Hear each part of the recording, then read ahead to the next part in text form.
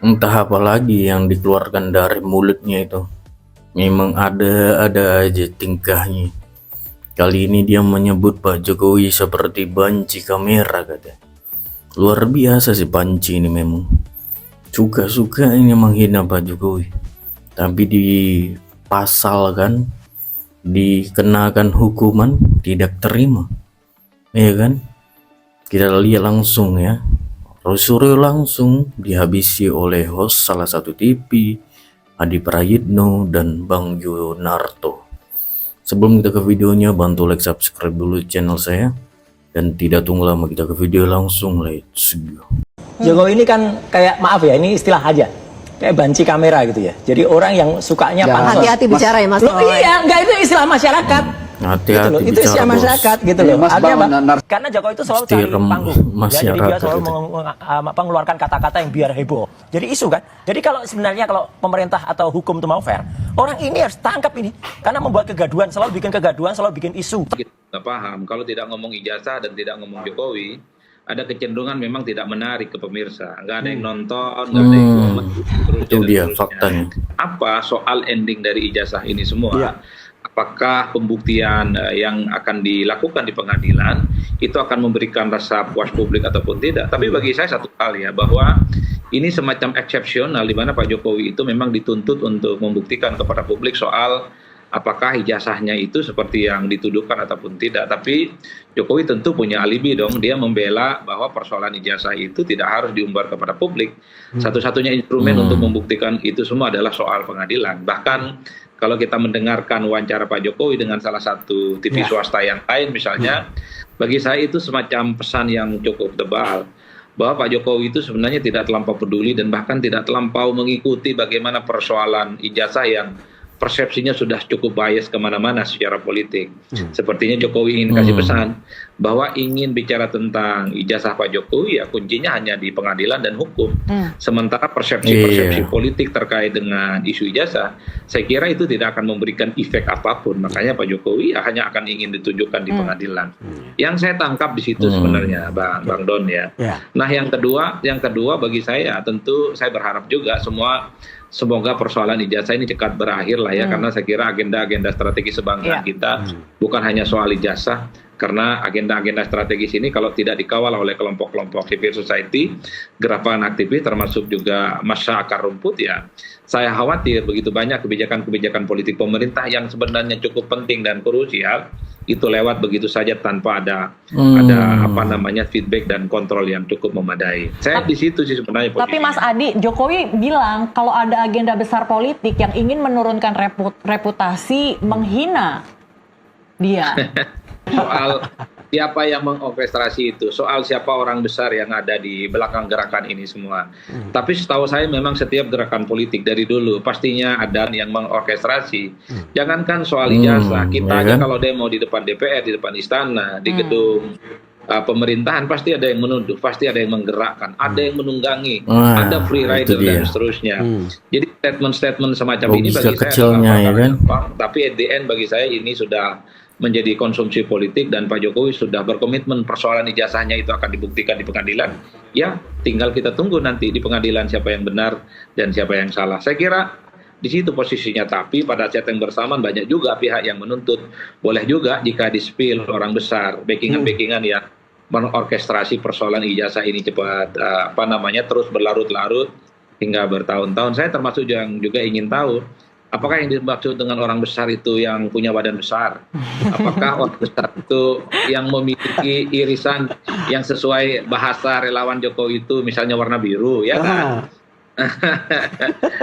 dan seterusnya, sehingga tidak ada dusta di antara kita dan terang benderang sebenarnya siapa yang ingin memainkan ini semua. Apalagi misalnya kalau kita mendengarkan argumen orang besar ini, katanya dia punya intensi untuk maju di 2029, minimal mengincar posisi calon wakil presiden. Jangan-jangan lebih daripada itu, Bang Don. Kalau nggak ada marketnya, nggak ada penontonnya, tayangannya selesai. Ini kan tayangannya panjang pertanyaan kita kan, karena saya termasuk yang selalu menolak. Saya tidak pernah mau datang, ada beberapa stasiun TV itu mengumbar itu dan selalu konflik gitu ya. Saya nggak tahu Adi pernah datang atau nggak, tapi menurut saya sama, saya sepakat ini bukan isu strategis buat bangsa ini. Betul. Tapi akhirnya teman-teman media itu mengatakan, Mas ratingnya tinggi Mas. Iya, ada yang Jadi bilang ini begitu. artinya kita berbicara di sini ada sisi politik infotainment. Dan kita harus mengakui ya, Ya. pada titik ini marketnya besar dan disinilah karakter dan kualitas masyarakat kita melihat politik. Sisi gosip, urusan pribadi, bener atau enggak bodong gitu kan, hal-hal seperti ini. Yang muncul pun kita tahu loh, kebanyakan orang-orang yang ngerti entertaining gitu ya. Saya sebut aja lah Roy Suryo gitu, misalnya Rasman Nasution sempat ikut-ikutan. Ini orang-orang kan yang entertaining. Roy Suryo akhirnya populer lagi misalnya dan lain-lain ya. Ini yang menurut saya harus dilihat dari sisi selain sisi berat hukum dan politik. Kalau mau ditarik pada isu yang lebih beratnya, pertama saya pribadi, saya percaya Pak Jokowi lulus. Ya. Saya percaya Pak Jokowi lulus. Saya percaya Gibran juga lulus. Adi Bukan Praetno saya hanya ngomong SMA. gini masih ketawa nih. Gue pikir lo nggak percaya atau kira-kira gitu ya. Tapi poin paling penting sebenarnya karena saking bencinya sama Jokowi, gitu, pokoknya nggak ketemu bukti palsu. Oh sekarang Gibran gitu. Nanti jangan-jangan Kaesang dan lain-lain. Itu menurut saya tidak sehat. Oke, jadi Anda yakin tidak ada agenda menuju 2029 dari yang peristiwa menggoyang. ijazah ini? Mungkin saja. Tapi bisa juga malah jadi bumerang. Ketika kita bicara mengenai Pak Jokowi terus-menerus dibahas dalam ijazah palsu, Malah akhirnya tetap pada di atas panggung. Dan ketika diserang oleh orang-orang yang mungkin kadang-kadang terlalu antagonis, bukan tidak mungkin efeknya malah positif buat Pak Jokowi. Itu yang menurut saya, ya semoga siapapun yang bermain, ya saya berharap udahlah, lu kerja politik aja lah kalau pengen punya ambisi di 2029 gitu. Sayang gitu waktu dihabiskan seperti itu. Bagi saya mungkin soal akumulasi dari kekecewaan terhadap Jokowi.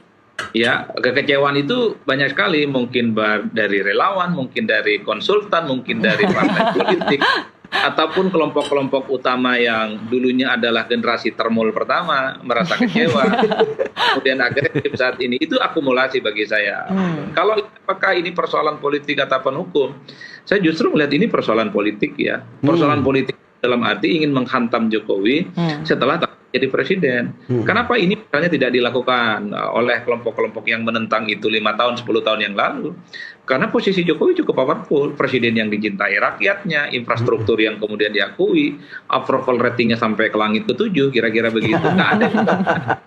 Tapi setelah nggak jadi presiden, kan semua instrumen kemewahan yang dimiliki oleh Jokowi sebagai presiden secara perlahan sudah mulai berkurang. Dan apalagi setelah pisah jalan dengan PDIP, nyaris kan tidak punya partai yang cukup solid untuk memberikan perlawanan. Dulu saya membayangkan, kalau perjualan ijazah ini Jokowi itu masih bersama dengan PDIP, saya membayangkan orang seperti Adian Apitupulu, Masinton Pasaribu, itu paling agresif memberikan pembelaan yang cukup luar biasa kepada Jokowi.